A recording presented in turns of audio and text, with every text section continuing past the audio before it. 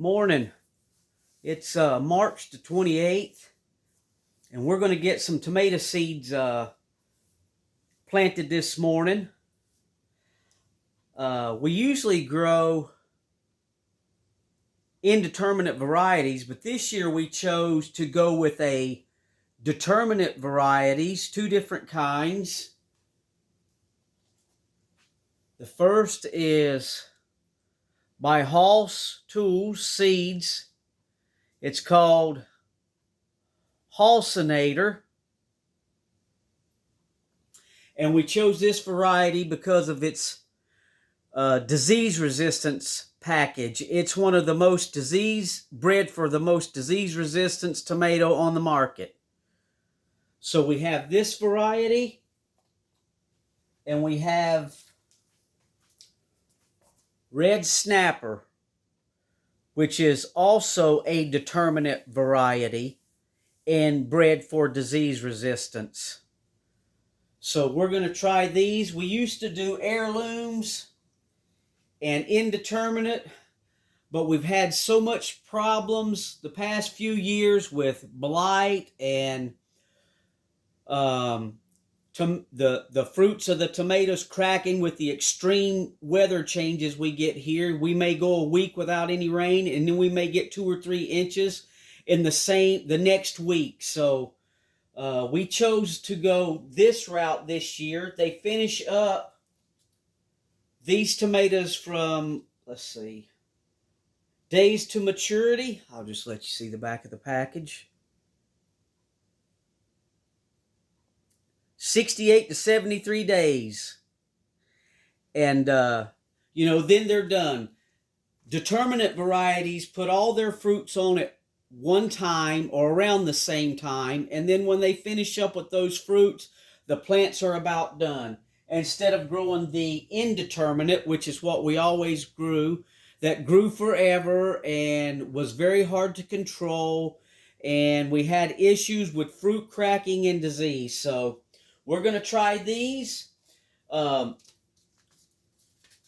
you get on their website, they have explanations and pictures of these guys, and it's a very large tomato. If you like a big slicing tomato, then that's what the size of a Halcinator is. And these seeds, let me see if I can get it up in here, are pelleted seeds. If you can see that, they've been coated with clay. It's a clay pellet, and that's basically for putting in your spreader. If you have a seed spreader, I dropped a couple. Let me get these guys up. You can put them in your little seed spreader, and it makes it easier to plant if you're planting a lot of tomatoes. I've had, with my experience with pelleted seeds, is I get less germination rates. I don't know if I'm doing something wrong, if I'm not keeping them watered enough. But what I did is I soaked those seeds overnight, and now if you'll look, all those pellets broke right off of there and we're back down to the seeds. So I don't personally like a pelleted seeds because we don't have a large enough property that I have to use a seed spreader to pour them in. I just do it all by hand. And what I'm going to do here is, these are 5-ounce cups, and I'm using these 5-ounce cups because they were free. A friend of ours gave us about 900 of these cups to start all of our stuff this year, so that's what I do. And in here for my mix, I've got Pro Mix. It's a potting mix. If you're familiar with my channel, you know that I use Pro Mix to start all my seedlings. It's cheaper to buy it for me in a 2 cubic foot bale, and then just add some amendments to make my own starter mix. And to the Pro Mix, I take 1 cubic foot of soil, and I add 1 cup of organic fertilizer and 1 cup of worm castings, and I mix that all up, and that's what I use for my seed starting mix. And it seems to work fine if you don't plant your seeds way too deep. Seed starting mix has more perlite, more vermiculite, and it's easier for the seedlings to sprout out. But if you don't plant them deep, this stuff works great. I have really no problems with it if I'm using fresh seeds. So what we'll do is I'm going to put 2 seeds per cup, but I'm not going to make one hole in the center and put both seedlings in there. I'm going to put a hole on this side and a hole on this side, and 1 seed in each hole. That way, if I get both plants come up in this cup and they look nice, I'll just pop that while they're small. I'll just pop the plug out of the cup and I'll just cut it right down the middle with a knife while they're young. If they're really tall, it's kind of hard to do it. You'll break off most of the root structure, but while they're small, I'll cut that in half, and I'll get 2 plants per seedling. A lot of people will plant them right in the middle and cut the other one off, and if that's the way you like to do it, you go right ahead. But I sell my extras or I give them away. It depends on how the plants look. If I've got a large amount of seeds like I do with my giant Marconis and our chili peppers, I'll give away a few to the neighbors, and then I'll sell them online. So that way I don't have to pinch them off. I can just get maybe 2 plants per cup, and then once they come up and get about, I don't know, an inch or 2 tall, then I'll separate them and put them in another cup. If it happens like that. They may not even sprout. We'll see. This is the first time I've grown these. So what I do is I put 1 in each little hole. I've already went through this morning and made the holes. I made my potting mix yesterday, and last night I put the potting mix in the cups. I put the holes in the bottom of the cups, and then I poured the rainwater. We've had a lot of rain, so I was able to set some buckets out and get my rainwater. And I put the rainwater in my reservoir here. This is just basically a cake pan.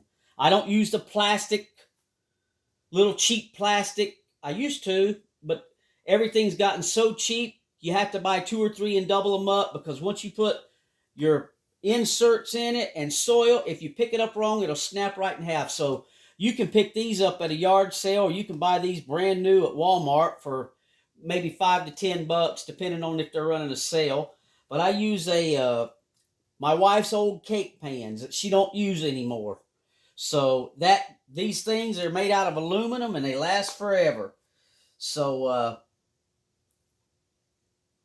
I put the water in there and I let it set overnight, and that wicks that water up into the cups, and that way I don't have to water from the top.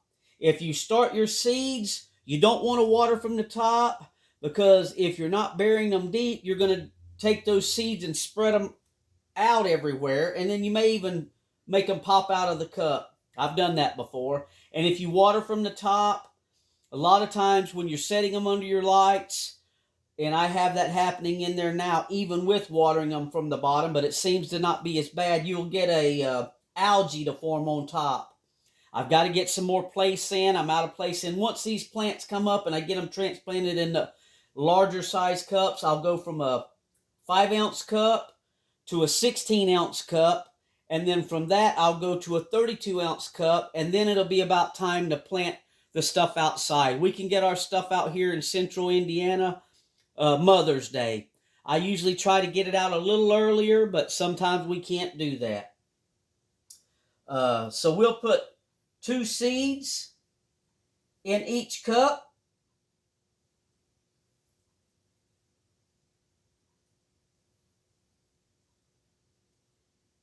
And there's hundreds of videos on YouTube on how to start your seeds. This is just the way I do it. You do what works for you.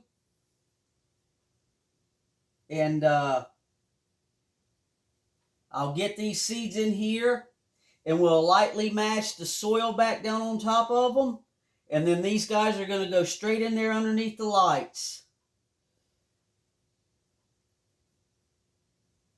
And hopefully this year we'll have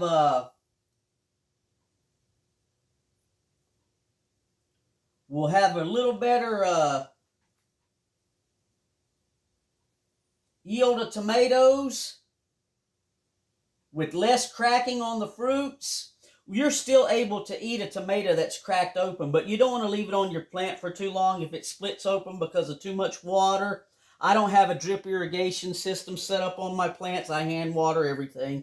I usually, if I see them cracking, I'll go ahead and take the tomato and bring it in and let it ripen in a sunny window.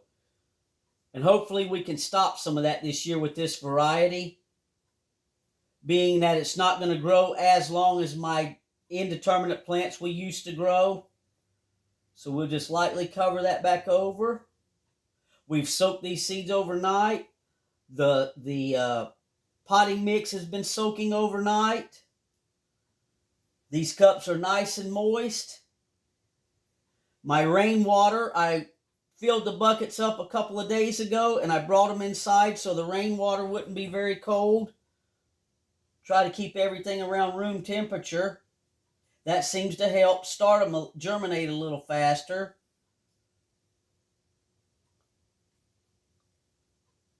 And there we go. We're going to try this variety these years. I've bought other seeds from Hall's Tools and grown them. Their corn was great. The triple sweet corn I bought was great. The green beans were some of the best green beans I've ever grown as a pole bean. And they were very prolific. And we canned many, many pints that year we grew those. So we're going to try these tomatoes. I don't get any sponsorship from Hall's Tools. We just like their seeds. They have nice videos on how to garden on their website. So if you looking for a new tomato variety, give Hall's Tools a try. And we're going to try them this year, and we'll keep you along for the ride. If these things sprout, we'll do an updated video, and when we plant them in the garden, Lord willing, they sprout, and we're able to get some plants and get them in the garden. We'll keep you updated and with future videos. So we're gonna probably do these next, these red snappers. I just wanted to make a quick little video on how we start our tomato plants and what time of the year we start our tomato plants. So if you like the content of the channel, give us a thumbs up, like, share, and subscribe.